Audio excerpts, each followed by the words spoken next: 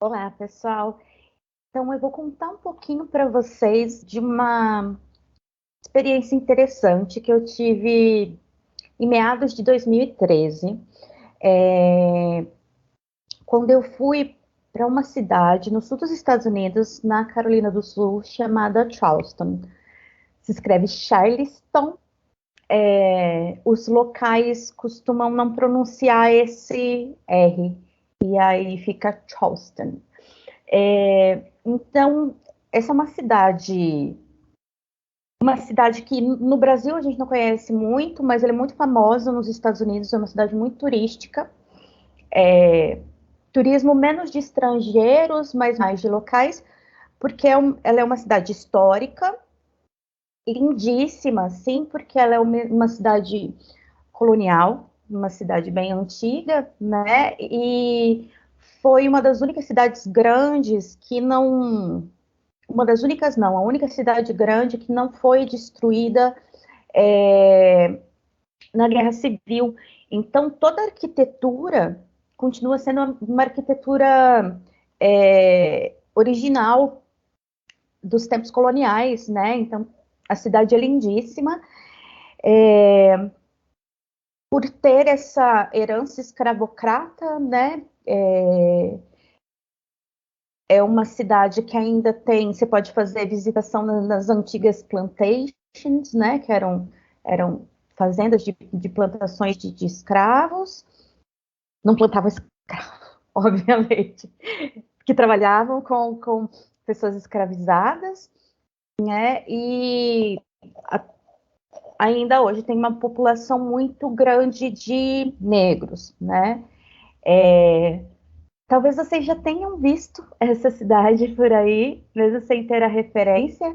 É uma cidade que aparece em muitos filmes.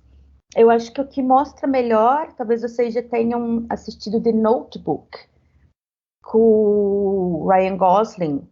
No Brasil saiu como Diário de uma Paixão. Foi filmado todo lá.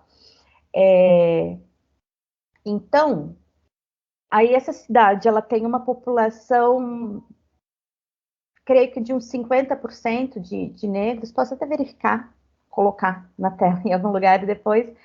Mas assim, a gente olhando, a cidade é meio que meio a meio, né? O que é bastante diferente de Curitiba, né? É, e o que é bastante diferente também, e isso tem um certo padrão nos Estados Unidos, é que os grupos não se misturam muito, né? Então, com alguma frequência, a gente tem assim lugares que são caracteristicamente frequentados por brancos, lugares que são caracteristicamente frequentados por negros. Não que exista nenhuma barreira, nenhum impedimento de que essas pessoas frequentem outros lugares, mas porque os grupos costumam andar juntos, né? É, e aí, nessa cidade, eu me vi em algumas situações que eu nunca tinha me visto em outros lugares, por conta disso, né? Então, por exemplo, durante a minha infância,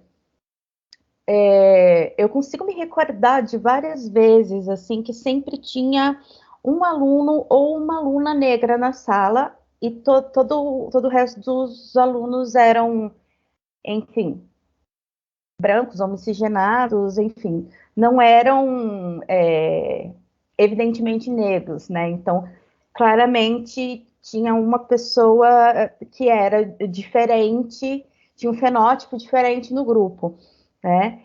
E lá, pela primeira vez, eu me vi nessa situação, né? Então, por exemplo, no ônibus, quando eu pegava ônibus,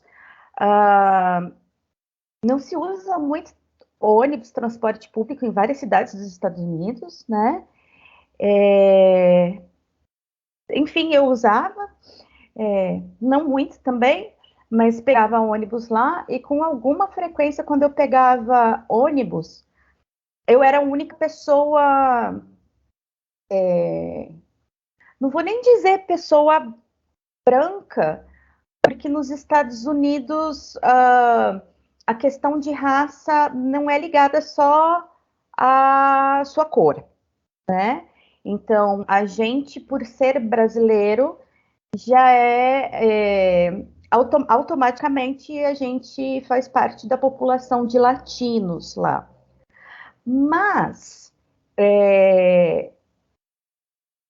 se eu não falasse com as pessoas, né, se não soubessem da minha origem brasileira, a primeira leitura que se faria de mim é que eu seria uma pessoa branca.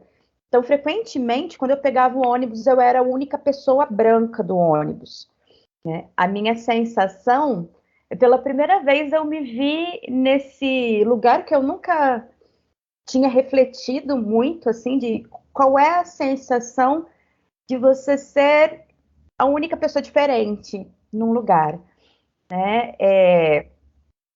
A princípio, a minha sensação era... Eu sempre lembrava do Greg, de Todo Mundo Odeia o Chris, quando ele ia visitar o Chris no Brooklyn, né? Eu tinha essa sensação de um pouco de deslocamento, que não aconteceu só lá, né? Tinham outros lugares. Então, por exemplo, perto da minha casa tinha um mercado grande e do lado do mercado tinha uma lojinha que se chamava Family Dollar, que era tipo uma casa china, sim. E eu reparei que no Family Dollar tinha várias das mesmas coisas, tinha uma farmácia também, né? Lembrando que farmácia lá meio que vende de tudo, você consegue comprar quase qualquer coisa na farmácia. Então, nesse mesmo centro comercial, né, com o mesmo estacionamento, tinha o mercado, tinha a farmácia, CVS e tinha Family Dollar.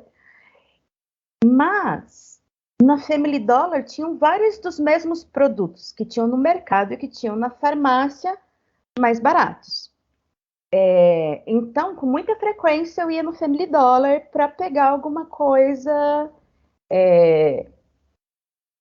que eu poderia ter comprado no mercado ou na farmácia, mas ela era mais barata. Meio que parece o óbvio, assim, né? E lá também era essa mesma sensação de muitas vezes eu entrar e ser sempre a única pessoa branca lá. E assim, a primeira sensação que a gente tem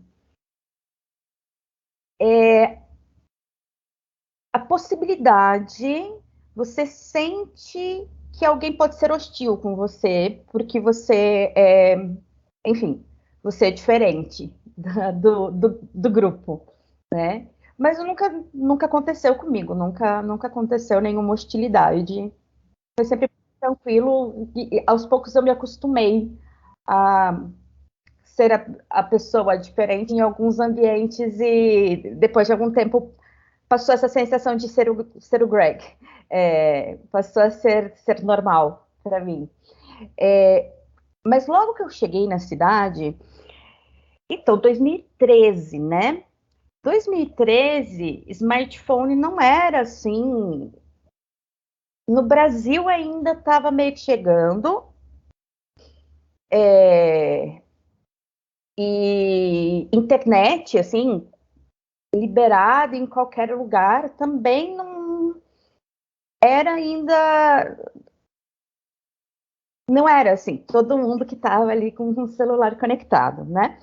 Quando eu saí do Brasil, pensei basicamente que como toda pessoa que sai do Brasil, né? Não vou levar eletrônicos, porque para passar um ano lá, eu vou comprar os meus eletrônicos lá, vou comprar um computador lá, vou comprar um celular lá, porque é mais barato, porque, enfim, todas essas razões, o óbvio, assim. Então, quando eu cheguei lá, eu ainda não tinha um celular e, consequentemente, não tinha internet, o que não era tão estranho quanto é hoje, era mais ou menos normal, né? E aí, assim que eu cheguei na cidade, eu precisava organizar uma série de coisas, né? Ir para um lugar, ir para outro, matrícula de universidade. Eu fui para lá para dar aula de português como língua estrangeira para os alunos americanos, ou enfim, eu tinha outros alunos de outras nacionalidades também, então eu dava aula de português lá, e eu cursava algumas disciplinas na universidade também, aí como estudante, né? E aí, assim que eu cheguei lá, eu estava sem celular, sem GPS e tal, e aí o que eu fazia para me localizar, normalmente quando eu estava em casa, indo em algum lugar, eu entrava no Google Maps e aí eu via como é que eu fazia para chegar no lugar, anotava alguma coisa e tal. Mas é, eu com alguma frequência eu me perdi um pouco, assim, até eu conhecer ali as direções básicas da cidade, os pontos de referência básicos, eu me perdia. E aí o que eu fazia? Eu pedia informações, normalmente para a primeira pessoa que estava ali por perto, né? E várias vezes eu não entendi nada. Não entendi. E aí, vocês sabem como funciona o pensamento do falante de uma língua estrangeira. Eu já era professora há anos, eu já tinha ido para fora, eu já dava aula há muito tempo, já tinha dado aula na universidade, inclusive. Mas todo falante de língua estrangeira, quase todo, eu acho, tem uma autoestima frágil, né? Porque quando a gente está na nossa língua materna, e é normal, a gente na própria língua materna, a gente comete vários equívocos na língua. Tem um monte de gente que fala várias palavras erradas, ou, por exemplo, e isso assim, não estou falando só de. Porque tem a questão do acesso à cultura também, de estudo. Mas não é só isso, é normal a gente ter ali algumas deficiências, algumas dificuldades. Por exemplo, eu passei basicamente quase a minha vida inteira achando que o instrumento de cozinha se chamava espumadeira, com P. E eu fui descobrir, sei lá, com uns 30 anos, que chamava escumadeira. Passei a minha vida entendendo aquilo errado e dizendo aquilo errado. E tá tudo bem. Quando eu descobri, eu só fiquei assim, que tonta. Mas, se você tem uma dificuldade na sua língua estrangeira, em uma língua estrangeira, a primeira coisa que passa na sua cabeça, não importa o quanto você já tenha feito testes internacionais e tirado notas altas, entrevistas em língua estrangeira, concursos, o quanto você já tenha legitimado que você tem um bom domínio dessa língua. A hora que você não entende algo, a primeira coisa que passa na sua cabeça é: meu Deus, eu sou uma fraude. O inglês é uma droga. Eu tô pedindo instruções simples e eu não consigo entender nada do que estão falando. Nada. Tudo bem que eu poderia, no Brasil, estar viajando para qualquer lugar. Eu já tive dificuldades em entender o que um brasileiro falava, porque o sotaque era muito diferente do meu, porque a pessoa falava muito rápido. Enfim, já aconteceu isso aqui e tá tudo bem. Eu penso, nossa, como essa pessoa fala diferente, como fala rápido, meu Deus, eu não. Eu atribuo. Normalmente a gente atribui o problema à forma da pessoa de falar, não ao nosso entendimento. Mas quando a pessoa é um nativo e a gente é um estrangeiro, a primeira coisa que a gente pensa é que é um problema nosso, né? Eu fiquei super triste, fiquei super chateada com isso. Eu não tinha muito o que fazer, eu continuava tendo que pedir informações. E aí, depois de um certo tempo, eu percebi um padrão, que eu entendi o que pessoas brancas falavam. Assim, normalmente era muito mais fácil para mim compreender uma pessoa branca do que uma pessoa negra. E aí eu comecei a mirar em pessoas brancas para pedir informação.